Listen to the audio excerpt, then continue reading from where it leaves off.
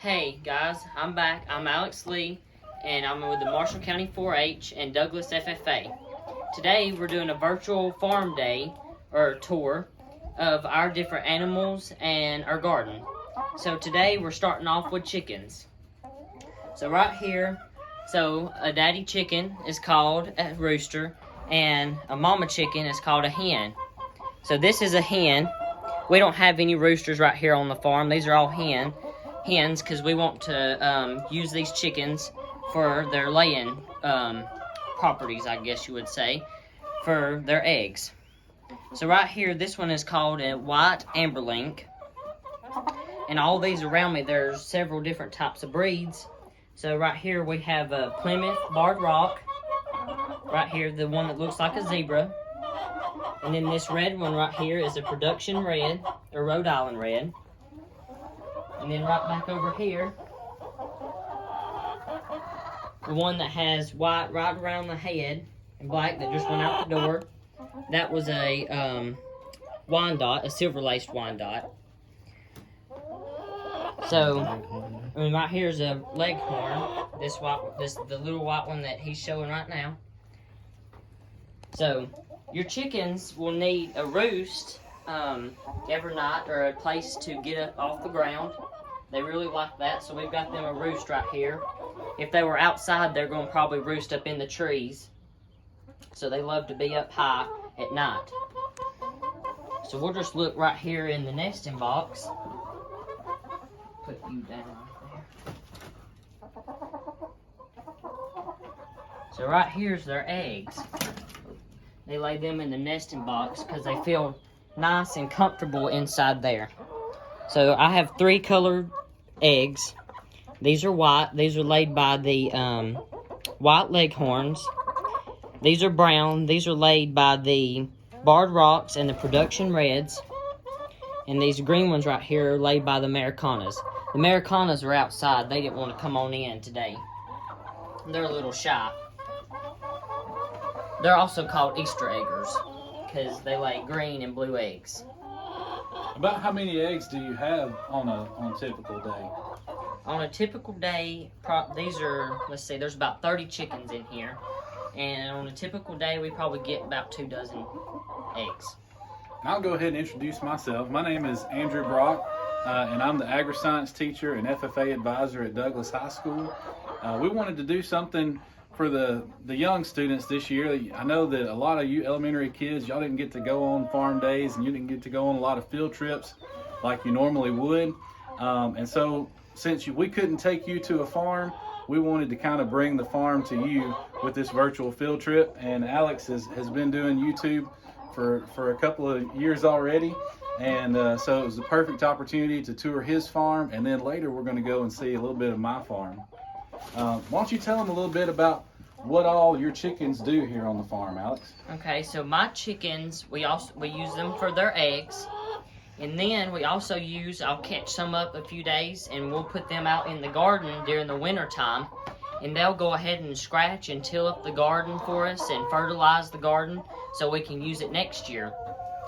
And so that's with the chickens. Let's see, that's the eggs and the using them in the garden. Now we also use them sometimes in the yard to actually get the grass mowed, also to get the weeds mowed. And we use them to eat they eat the insects and everything, all the weeds and stuff like that. So we, the way we feed them and water them, we have this water right here that I just fill up with water every day. Make sure they've got plenty. They need plenty of water every day. They need to pretty much never run out.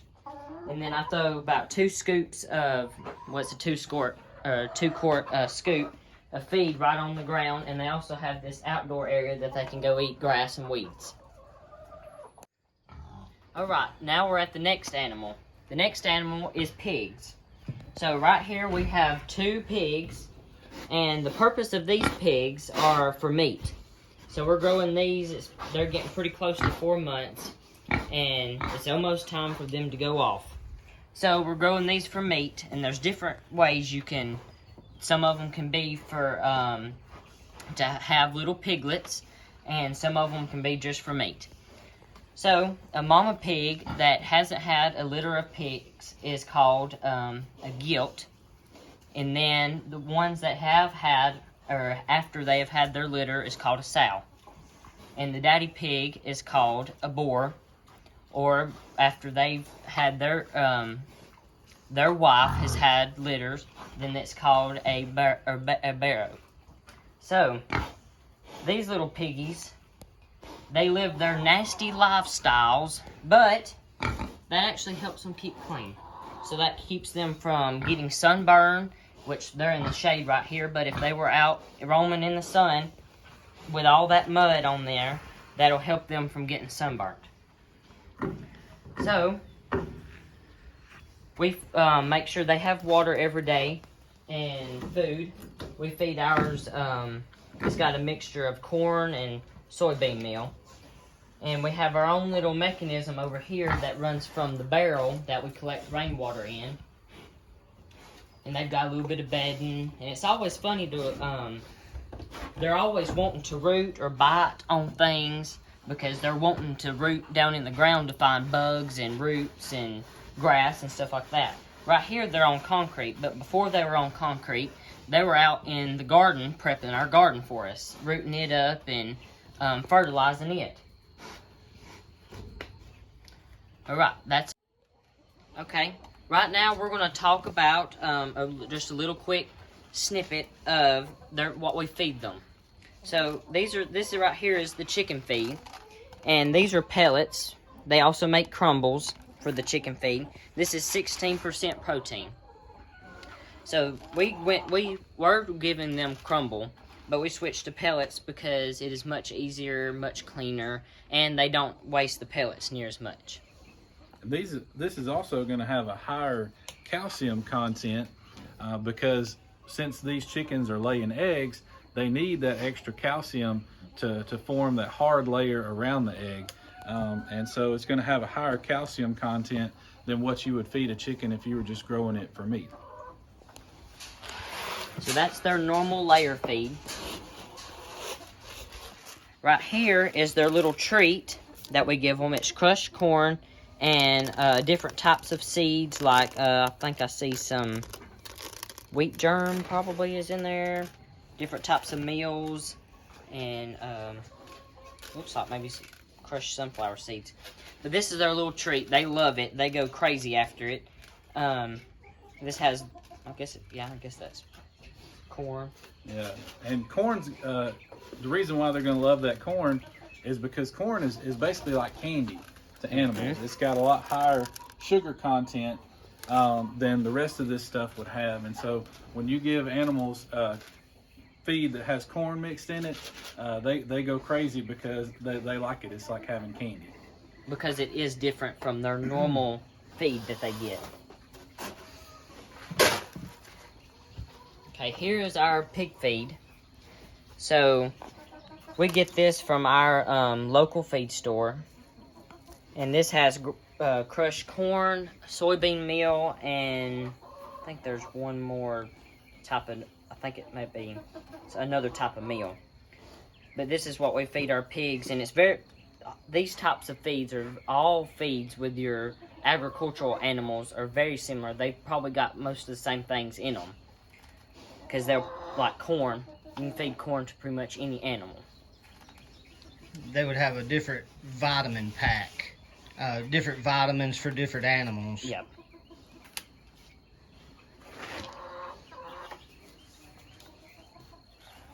So you can purchase your chicken feed from your local feed store, your scratch grain from your local feed store, and your pig feed from your local feed store. They should have it all.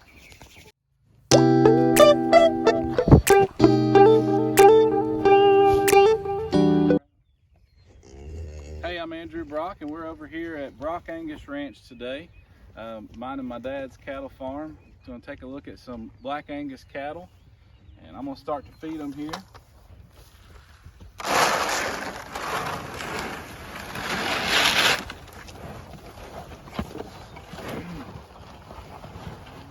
Now, this group here is mostly heifers, which means that they are immature females. They have not had a calf yet. There's one cow stuck in there with them, but they're mostly heifers, and I've got them in a little smaller pasture right now. So they do have access to grass, but we've got them on feed just to help them develop a little bit. Hopefully they'll have their first calf a little bit later on in the year. Let's walk down here and I'm gonna put some more feed out for them.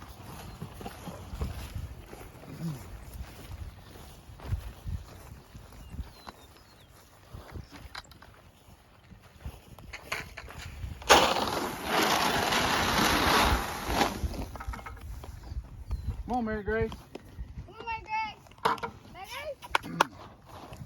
Now, I've got 10 heifers out here, and we're feeding them about 60 pounds a day. So that works out to about 6 pounds of feed a piece. And this is around 10% protein. And so it's really helping them to grow and to develop. You really want to feed your heifers a little bit more, especially if you're wanting to keep them and to develop them for your herd. You notice that these cows are mostly black. These are black Angus cows. There's a lot of different breeds of cattle in this area. Black Angus is one of the most popular. You may have heard of certified Angus beef, and everybody seems to like Angus. So we've got mostly Angus cows on our farm. However, you notice that a few of them, like this one right here, got a little bit of white on their face. Those are actually the second generation of some that were bred to a Hereford bull. So when you breed a black Angus cow to a Hereford bull, the result that you'll get, we call it a black baldy. And I know that that's kind of a funny name. They're not really bald, but they are black cows with a white face. And they usually don't have horns. And so then this one right here that you see just a little bit of white on her face, and there's a couple more you might have noticed down there, they were bred back to a black Angus bull. Now when you talk about cattle, cows eat mostly grass. During the winter time they eat a lot of hay, and then we put out some of this sweet feed just to help them grow. That's just kind of a little bit of extra supplemental feed to help them grow. And cows, when you have a baby cow, you call that a calf. When you have a mama cow, that's one that's actually a cow. And then a daddy cow is a bull. That's an adult male, you call that a bull. Not all bulls have horns, and actually cows can have horns too. Even the girls can have horns. But most of that is dependent upon the breed and not necessarily whether it's a boy or a girl. And so black Angus cows never have horns. Purebred, registered Angus cows never have horns. Now you notice that this one right here has got some little bitty nubs right there on her head. She don't like me pointing at her head. But she's got some little nubs coming on her head. That's because she's not a purebred Angus. She's got something else. I'm not sure exactly what, but she's got something else in her genetics that's causing those horns to come out. And not coincidentally, she's going to get sold. Some of these heifers, we're going to raise them up and put them in the herd, and some of them we'll go to the sale.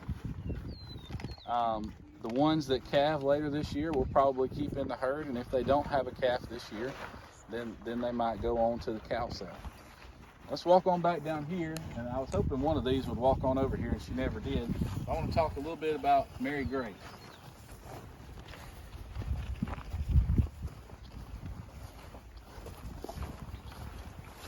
Mary Grace, you never did come down there where I thought you would. This one right down here on the end, her name is Mary Grace. And she's really nice, and that's because she is a bottle calf. Well, now she's going to walk on down there. We'll follow her. Mary Grace was a bottle calf.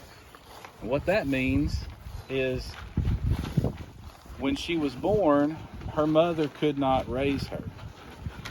And so we had to actually fix bottles like you would for a baby, but they were much bigger. We had to fix up bottles for her to have some milk. And we would come down here and feed her a couple times a day in the barn and bottle feed her. And so she got the name Mary Grace. My son actually named her Mary Grace. And her full name is Mary Grace Slobberface.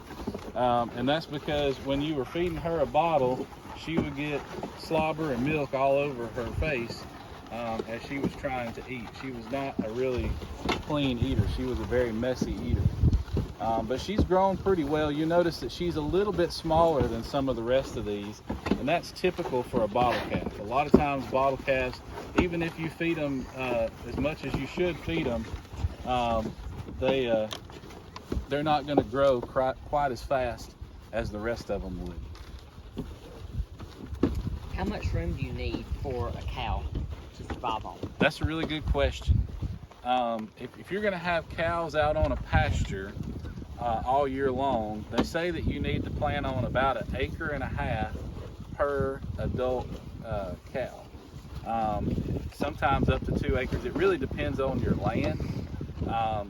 If you have really, really good land and you have really good grass and you fertilize your grass and you keep your pastures in real good shape and you don't have a lot of weeds, then you can get by with less land. But if you have land that has weeds out there, which you see some weeds out here, we need to spray.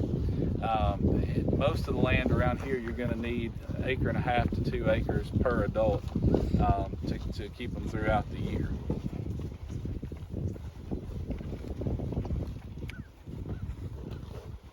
Now, how much do these cows weigh?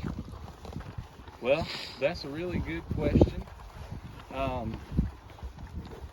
I'm going to give my best guess of around 800 pounds. Could be a little less. I'm not the best at guessing that, but I will tell you that most of the adult cows that we have in the herd are going to be 1,200 pounds or so for the adult mama cows, and the bulls are going to weigh more than that, usually 1,500 plus. And it's not uncommon for bulls to get up 2,000 pounds or more. Hey again, in this segment of the video, we're going to be talking a little bit about horses, and I've got a special guest here with me right now. This is my son Will, and Will is a future FFA member and a future 4-H'er, and so he's going to tell you a little bit about how to approach a horse. So basically how I think you should approach the horse is basically know that the horse knows that you're there. You have to make sure the horse knows that you're there, and there's 2 ways you can approach the horse from behind.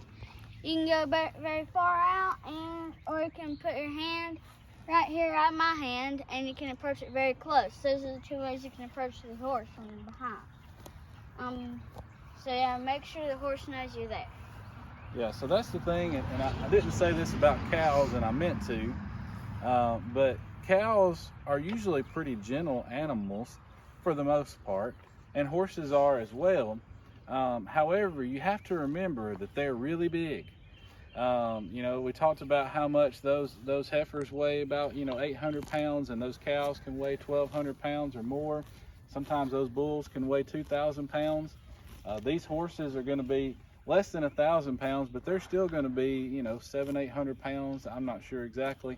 They're going to be big animals, and so anytime you're around a big animal, even if it is a gentle animal, you have to be careful, and you have to make sure that the animal knows you're there. So with a horse, like Will was talking about, you always want to make sure that the horse sees you. If you walk up straight behind one and it hasn't seen you, then it's more likely to be startled and kick at you. And you do not want to be kicked by a horse. Their legs are big and strong and powerful, and so it could kick you on accident and still hurt you pretty badly. But Dundee here is an adult male horse, but he's actually a gelding, which means that he's not a daddy horse, but he is an adult male horse. You call a mama horse, an adult female, you call that a mare. And if you have an adult male that is going to be a daddy horse, you call that a stallion. And so that's a little bit, when a horse has a baby, we call the babies foals. And a male foal is called a colt. A female foal is called a filly. And so that's a little bit about horses. Now, a lot of people love horses because they're beautiful animals. And of course, horses can be ridden. You can ride horses. But you always want to have some training before you go and ride a horse. Don't just go jump on any horse. You want to make sure that it has been ridden before and that it's a good, gentle horse. And Will's actually taking some horse riding lessons right now, and learning how to ride horses a little bit. And so hopefully we'll get these two back in riding shape before too long. But Dundee is about 16 or 17 years old. And so he's grown. He's as big as he's going to get, unless he gets a little fatter. That's always suspect. And you see this red color? In horses, you call that color sorrel. And Dundee is a really pretty sorrel color. Let's look at it. Can you look at the camera for a second, Dundee? Yes. See if I can spin his head around. Oh, I got it. You see, he's got a mark on his face there. He's trying to be shy. Look at the camera. He does not want to look at the camera. Back up, Will. Yeah. So he's got a mark on his face there. It's kind of a white star. And so horses can have different marks on their faces, and some of them are going to have different markings on their legs too. He's got some socks. He's got some white socks on his back legs. That's a little bit about him. Let's walk over here. We've got one other horse. Toby. Now,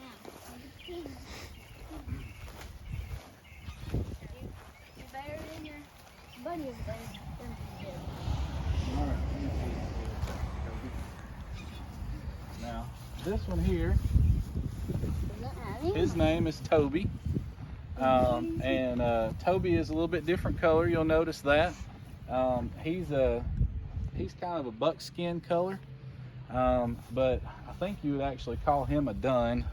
I'm not the most knowledgeable horse person, but I think you would actually call him a dun because he's got a stripe down his back, kind of. But anyways, he's a little bit older. He's a gelding also, and he's closer to 20 years old. But Toby, when he was younger, was in a lot of rodeos.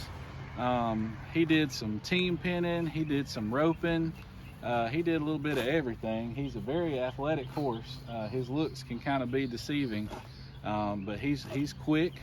This is the time of the year when they're enjoying eating some grass, and you'll notice their hair is their winter coat is coming off. So see, if I do like this right here, we didn't brush all this off today so that I could show you this, but their long hair is starting to come off. And so in a few more weeks, he'll look a little bit more like Dundee over there. And Dundee's starting to slick off a little bit more. He'll look a lot more slick and have shorter hair, kind of getting ready for the summertime. And then when wintertime rolls around, Toby gets a lot of real thick hair, and he really prepares well for the wintertime. Y'all think of anything else that you might want to know about horses? What do horses normally eat? Okay, I did forget to talk about that. Man. So horses eat a lot of grass, and you can see that they're both kind of munching on some grass right now. We've let this little pen grow up with grasses and clover so that we can let them in here and let them clean it up a little bit. So they eat a lot of grass. During the winter time, they eat a lot of hay. But when you're feeding horses hay, you want to make sure it's good, clean hay. We usually feed our horses square bales. Bless you. We usually feed our horses square bales of coastal Bermuda hay, because horses can't tolerate moldy hay and stuff like that. Like the cows, they can get by off of a little bit rougher hay, but with a horse, you want it to have good, clean hay. We also feed them some supplemental livestock feed. It's not quite like the cow feed that you saw earlier. The horse feed is going to be all pelletized, and it's going to have a little bit higher protein content. But these horses we feed them pretty much every day, if not every day, every other day, with some supplemental feed, whether they need it or not, just because they're kind of big pets around here. With horses, would you have to trim their shoes just like we have to trim our fingernails? Yes. So, well, he's done got loose. I'll just hold his rope. Okay, I'll hold it. Just hold it right there. Don't wrap it around your hand though. Hey, Toby. Yeah, so a horse's hoof is going to grow like our fingernails do. And you do have to trim those from time to time. And the person who comes out and trims those is called a farrier. We've got through the winter time and getting these ready for summertime. We're needing to get their hooves trimmed right now to kind of get them ready for summertime. But Toby here, his hooves, they can go all year long and they still stay in pretty good shape. But Dundee's grow out a little bit more, and so we always have to watch his a little bit closer and keep his trimmed. Thank y'all for joining us. All right, the next one is gardening. So this time I want to talk about vegetables and how you grow things, because that's part of agriculture, and it's not only about livestock. So right now I'm standing in my garden, and right now we're in the pepper patch, and I've got different types of peppers. I've got bell pepper, banana pepper, and jalapeno peppers all in this little area. So right now I'm just now getting my garden started. It's the end of April, so that's about time what you want, because it just frosted about a week ago.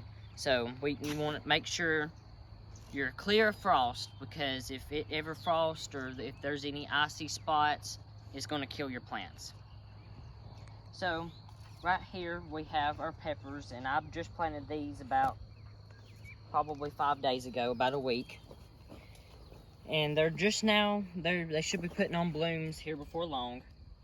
So speaking of peppers and the way you can get your plants for your garden, is you can go buy them in these little Bonnie plant cups.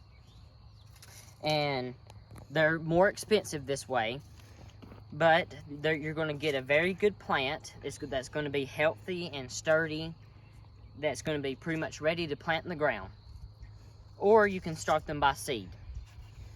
So if I start these by seed, which I've got some that's in the greenhouse right now that is smaller, but they're not ready to come out here yet, because they're weak right now.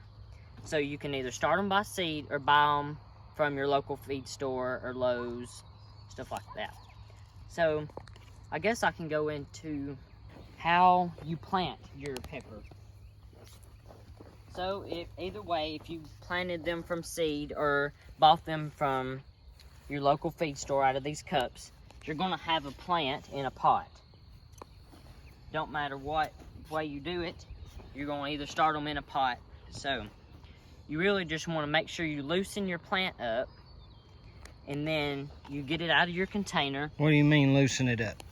So you want to grab the container, whatever container you've got. You want to make sure you use plastic, and you just run your fingers around there and squeeze the edge of it, poke the bottom until you can get it to come out. You can pull on the plant a little bit, but don't pull on it too much, because you'll rip the roots out. So then you want to get your hole you want to get it about close to the level with the ground with the top of your pot. Then you want to plant it in the ground. Then you backfill the soil. Of course, not the pot, the plant. Yes, the plant. This is just an example. So just like that. And with peppers, and different other vegetables like your tomatoes and squash. You just want to kind of just put it right over the top of them. You don't want to just bury the whole plant up to right here. You just want to put it right at the base of the plant that you got it in from your pot. So care tips for your plants is you want to make sure they have plenty of water. So I have my watering jug right here, and it's getting pretty close for these peppers to be watered. So when you water them, if they're in the ground or in pots, you can even grow these in pots. You just want to cover the base of your plant with water. Just like that. Make sure it's good and saturated for the next day. And you want to water your plants in the early morning, before, right when the sun's coming up, or late in the afternoon, which it is right now, where they can take in that water and really get ready for the next day, for the heat of the next day. And all of these plants, Alex, like he said, he planted them just last week, and just like he showed you with that pot, he took these plants out of the pot and they're all in the ground level with the top, just like he was showing you. So another thing, when you plant, if your garden space is not adequate for your plants or ready for your plants, maybe you just tilled this spot up, then you want to use fertilizer. Or, well, I still use fertilizer in mine, including our animals. They also fertilize it during the winter. So I like to use Garden Tone, Plant Tone, Miracle Grow. You can use anything as long as it's compost. You can use compost. And yeah, I just put this granule stuff in the bottom of my hole, cover it up with about an inch of soil, and then you can plant your plant and then cover it all back up. So in my garden this year, I'm growing peppers, squash, corn, tomatoes, watermelons, cantaloupe, beans, peas, and okra. So right now I've only got peppers and tomatoes, beans and peas in the ground, and potatoes. We're growing potatoes and onions. So we're going to step right over here, and I just talked about pigs just a while ago. So I'm going to step right over here, and this is where the pigs were during the winter time. So now everything's starting to emerge up, including the weeds. And right here was where the pigs were. Now can y'all tell what is in there? Well, it's corn. And the corn is from their feed. So these pigs were right here, and they was eating the feed. They loved the feed. Well, they spilt some corn, and look what's growing, corn. So I'm actually going to plant corn right here this year. I had it planned before the corn came up, but this is all going to get tilled under because I have no idea what corn it is. And we're going to grow peaches and cream that's really sweet. So there's the garden part.